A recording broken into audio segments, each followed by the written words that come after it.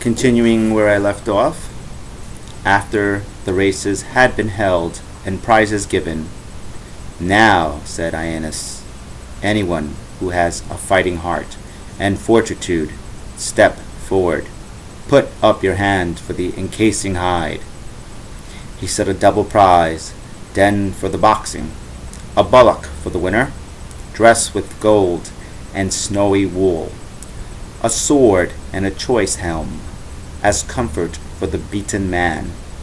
Straightway, without an instant's pause, in his huge power, Darius got up amid the murmurous crowd, the one man who had held his ground with Paris, the man, too, who knocked out the champion Butes beside the burial mound where Hector lies. Butes, a giant boxer, bragged of coming from the Bebrycian tribe of Amycus. But Darius stretched him half dead on the sand. So powerful, the man reared up his head for combat, showed his shoulders' breadth, his reach with left and right, threw punches at the air. Who would fight him? Among all those men, not one dared put the leather on his hands. Thinking all had withdrawn, yielding the prize, he took his stance before Aeneas' feet, and made no bones of grasping the bull's horn in his left hand, and saying, "Son of the goddesses, if no one dares commit himself to boxing, how long must I stand here? How long may I properly be kept waiting? Say the word, and I lead off the prize." Then all the Dardans murmured, "Let the man have what was promised it." Acestus, though, had hard words for Entellus, sitting beside him on a couch of turf. "Entellus, what price now that in the old days you were our strongest fighting man? Will you sit here so meek and let a prize like that be carried off without a fight? Where now is our god Eryx, whom you called your teacher, but let down in the end? What of your fame through all Trinexia, and the booty hung about your hall?" Entellus softly answered, "Not that love of honor or appetite, for glory have given away, beaten by fear. I am slowed by age, my blood runs feebly now, without heat, and my strength is spent, my body muscle-bound. Had I that youth again, that I had once, and that this arrogant fellow counts on, I would need no setting on, no prize, no pretty steer, to make me meet him. Gifts don't concern me." After saying this, he tossed into the ring a pair of gauntlets, monstrously heavy, which the fighter Eryx used to bind on his forearms and hands. Hard rawhide, and the crowd looked amazed. So huge were they, of 7 ox hides, barred with lead and iron sewn to stiffen them. Darius himself stared more than anyone, and moved away, reluctant for a bout.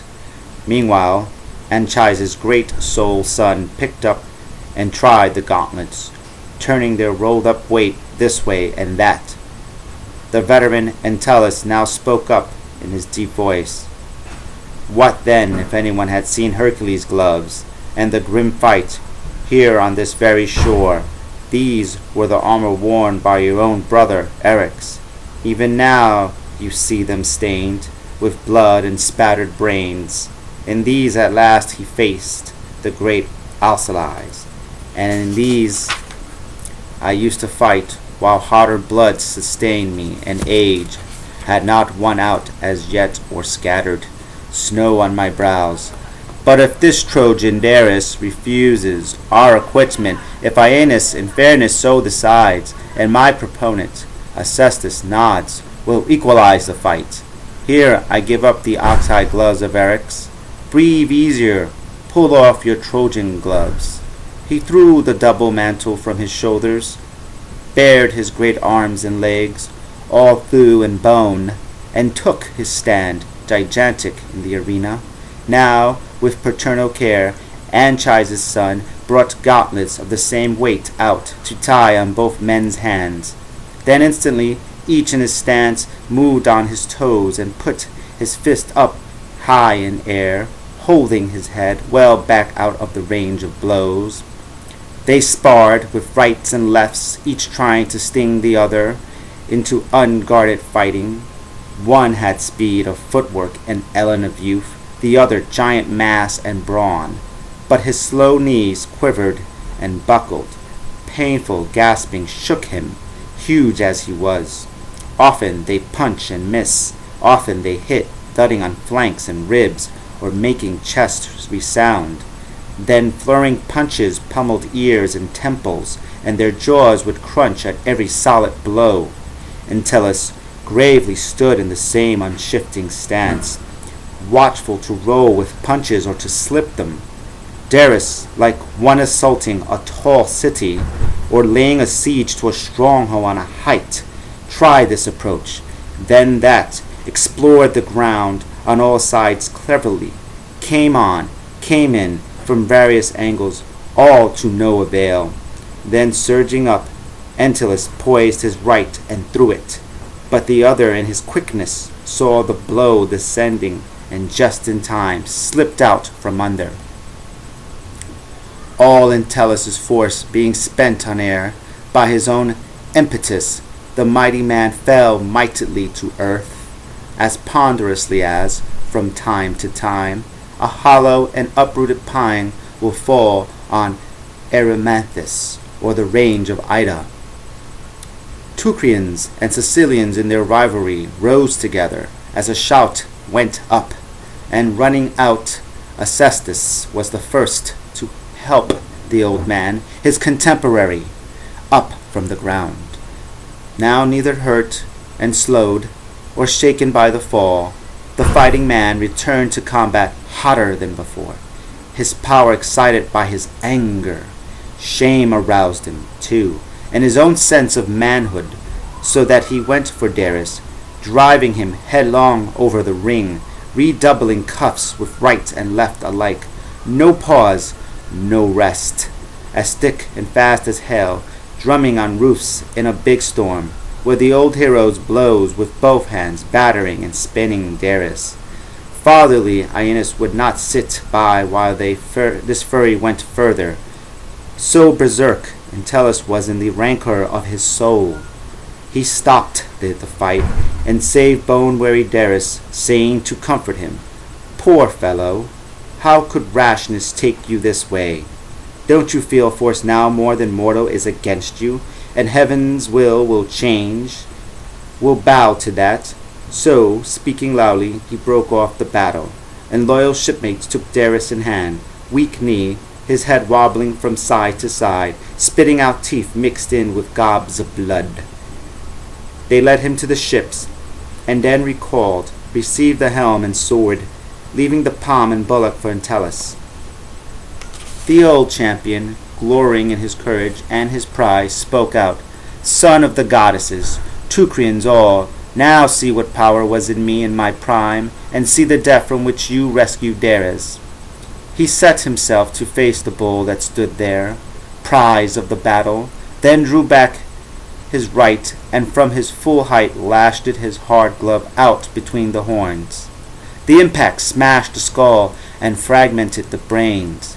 Down went the ox, a quiver to sprawl, dying on the ground. The man stood over it, and in deep tones proclaimed, "Here is a better life in place of Darius. Eryx, here I lay down my gauntlets and my art."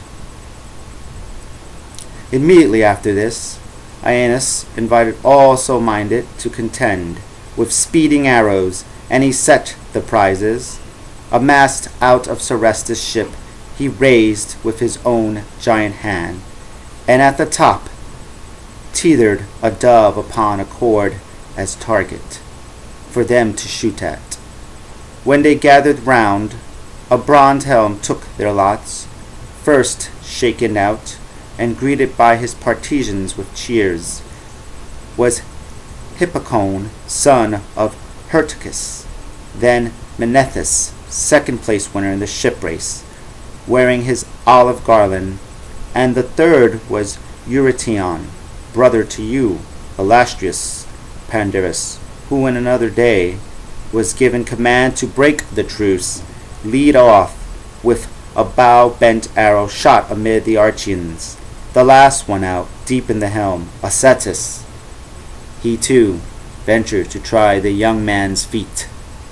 Now, with stout arms, they flexed their bows, each man hefting his own before him, and then drew their shafts from quivers right across the sky as the bowstrings twanged. The first wing arrow, shot by the son of Hyrtacus, whipped through the air to strike and then stay fixed in the mast timber. The long pole trembled, and the terrified bird fluttered as all the place rang with applause.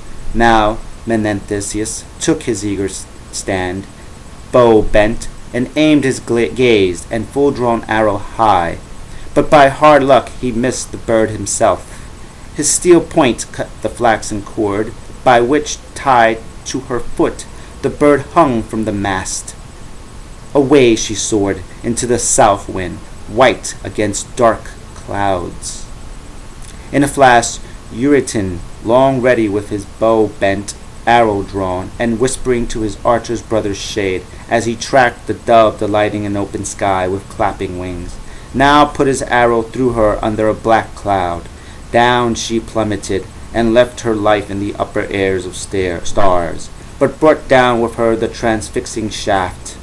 Only Acetus now remained, although the prize escaped him. Still he bent his bow and shot into the air, showing them all his old-time archer's power and bow that sang. But here before their startled eyes appeared an omen of great import. Afterward, mighty events made it all clear, and poets far in the future fabled in awe. The arrow flying in thin cloud caught fire and left a track of flame until, burnt out, it vanished in the wind, as shooting stars will often slip away across the sky. Trailing their blown hair, everyone stood still and thunderstruck, with prayers to heaven's powers, Trinicians and Trucians alike. Aeneas' great soul embraced the sign, embraced joyous Acetus, loaded him with handsome gifts, and said, "Here, take them, father. You are the one, the great king of Olympus, wished by these auspices to be distinguished apart from others. You shall have this gift, that in his age has been Anchius' own, a mixing bowl, engraved it, that Cisseus of Thrace once gave my father, a princely thing, to keep as a reminder and a pledge of love." With this he bound Acetus' brows with laurel, proclaiming him the winner before all. Preferment never grudged by that good fellow, Eurytion, though he alone had brought that dove down from the sky. The third place winner, he who had cut the cord, came forward next for his reward. And last came he who fixed his arrow in the timber of the mast. But even before the finish of this contest, Aeneas called aside Epetides, bodyguard and companion of young Iolaus, and spoke into his ear. "Go out and tell Aeneas, and if he has the boys' troop ready here along with him, and has maneuvers planned for the horses, tell him to lead them on for grandfather these squadrons, and to let himself be seen in arms." Aeneas now commanded the whole crowd to withdraw from the long track and open up the playing field. Then came the riders, boys in even ranks, all shining before their parents' eyes, all mounts in hand, and as they passed, admiring murmurs rose from men of Sicily and men of Troy. The troopers had their own hair smartly pressed down by well-trimmed wreaths. Each had a pair of lances, made of cornel, tipped with steel. Some shoulders before glossy quivers. All wore twisted gold in a pliant necklace on the upper chest. And I'm going to leave it off there. Thank you for continuing to watch. please leave a comment or just watch. Give it a thumbs up or a thumbs down, and I'll see you in the next video. Bye.